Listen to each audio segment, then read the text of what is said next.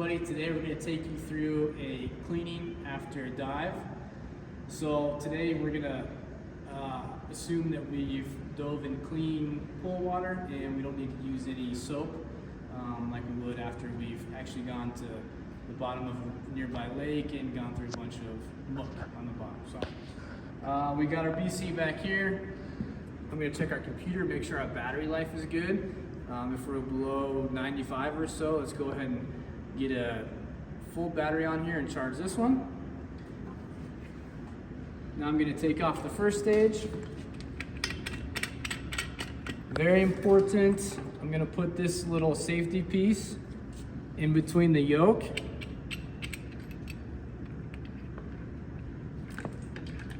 Which is harder than you may think. And this just protects the little filter right here.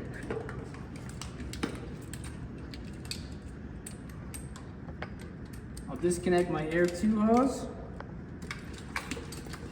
And now I'm gonna hand this first stage with the mask to Seth, and he's gonna start to rinse this off.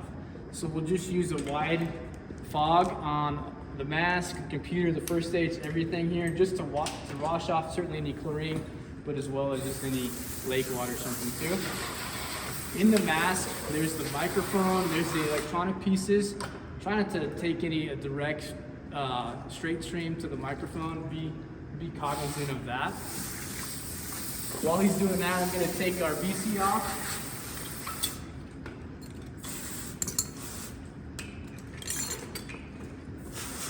I'm going to go ahead and set our cylinder down on its side because that's a safe way to store cylinders while they're not strapped inside the truck. So now we've got our BC, same thing. Rinse this off nicely. I'll hold this for Seth.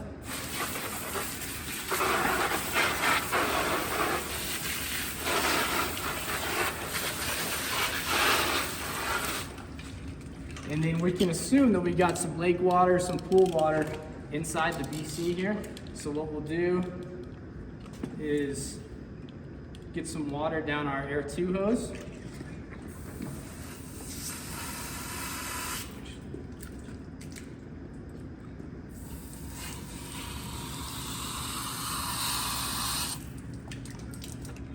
And then rinse this around.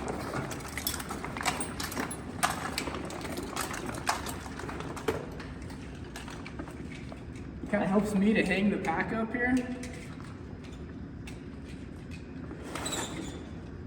Inflate this.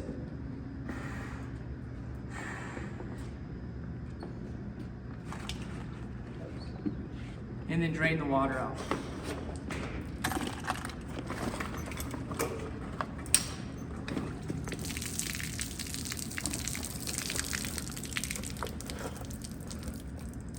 So if we need to do this a few times to just drain the lake water out, pool water, and then let it go dry without water inside here, and then inflate it a little bit so it's not totally sucked in.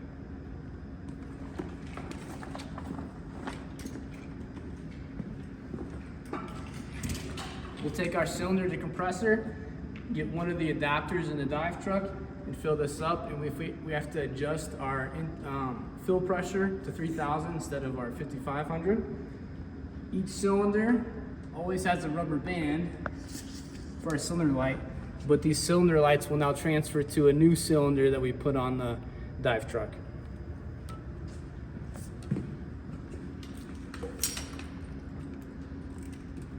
After we put this back in service, our mask straps need to be pulled all the way off.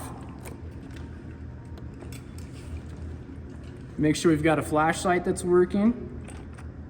Make sure this connection's tight. And then we'll put our charged computer back on here. We'll put all this back together, and then we'll put this BC back on the track just to make sure we have all 7 setups ready to go again. And we'll store this so that the mask is upside down and the water can dry out, even though we're going to put it away wet. So these areas on the mask here, they're going to hold water unless we go ahead and let them out. Like so. go ahead and open the gill all the way. There's plenty of times where we've opened these up after a crew's gone on a dive and the gill stayed shut. And even though everything else was dry, we opened up the gill and there's water that came out of there. So open that up to dry. When we're putting the first stage on our cylinder,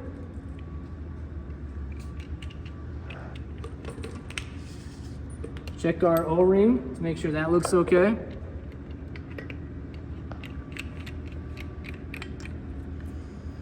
And remember not to over tighten this part.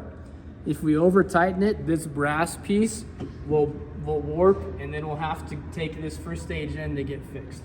So what the dive shop has recommended to us is just use 2 fingers to tighten this and no more than that.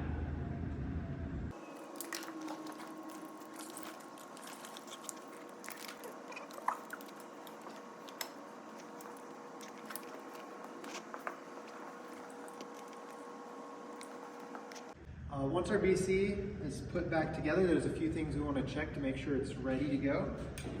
Main ones being that we've got flashlight off the cylinder here. We also want a flashlight attached to our mask.